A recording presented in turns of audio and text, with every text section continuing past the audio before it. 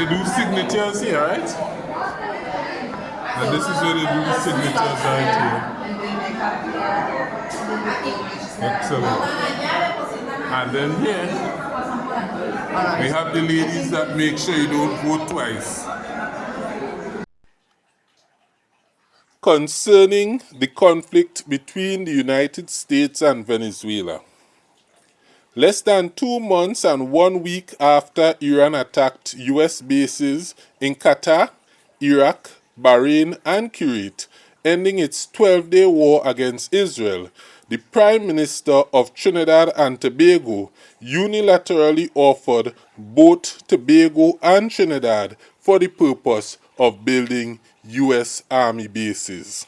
Her excuse was a conflict between Guyana and Venezuela over Essequibo.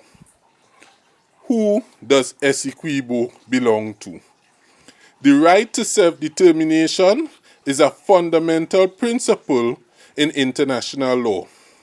Unlike the vast majority of places in the Western Hemisphere, Essequibo's population consists mainly, almost exclusively, of American Indians. If ever there was an example of a people having 1,000% rights to determine their own national identity, it would be the roughly 125,000 Amerindians of Essequibo. Not the Prime Minister of Trinidad and Tobago, not the President of the United States, and certainly not Spain or England, the two colonial powers from whom Venezuela and Guyana inherited this ridiculous argument. In short, Essequibo belongs to Essequibo. The United States has offered several conflicting reasons for its recent aggressive posturing against Venezuela in the Southern Caribbean, one of which is that they do not recognize the present ruling administration as being democratically elected.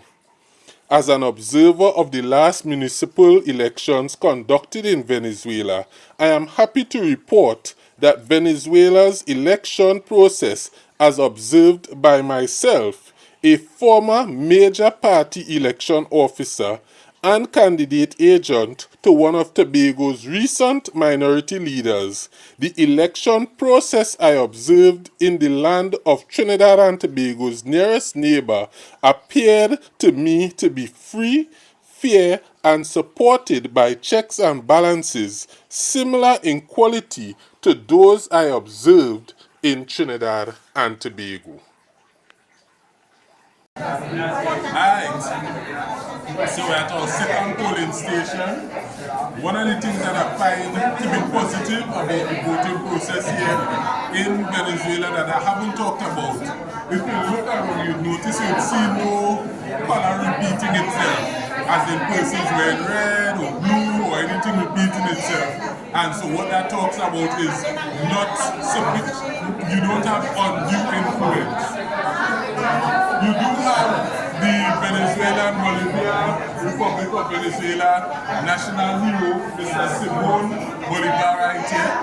Mr. Simon Bolivar only less than about 3 days ago celebrated his 242nd birthday. And even though Venezuela is today a democratic socialist nation, Simon Bolivar predates the concept of the democratic, socialism. But when it comes to democracy, it could be interpreted that he was a real good pioneer of democracy, in that he would have spent his own money from his own family's wealth in order to fund the military that would have basically liberated Venezuela, Colombia, Bolivia, and one or two other nations.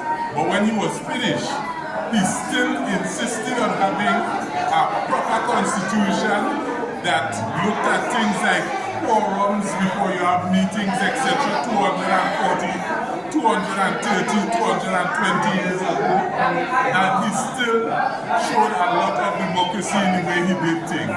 Besides that, as you say again, let's look at this. We saw the voting box.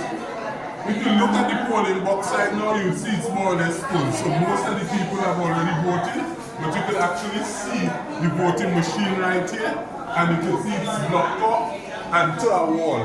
And as a result of that, you know they could vote secretly, and I found this to be interesting.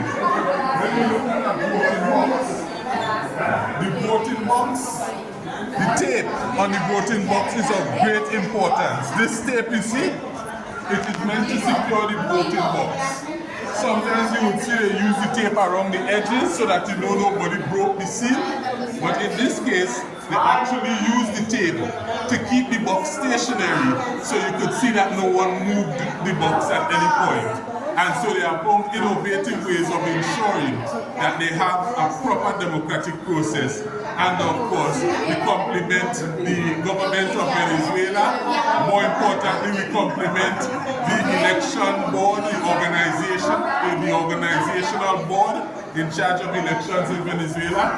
And of course, the people of Venezuela, because you see they came out to vote. This box is completely full.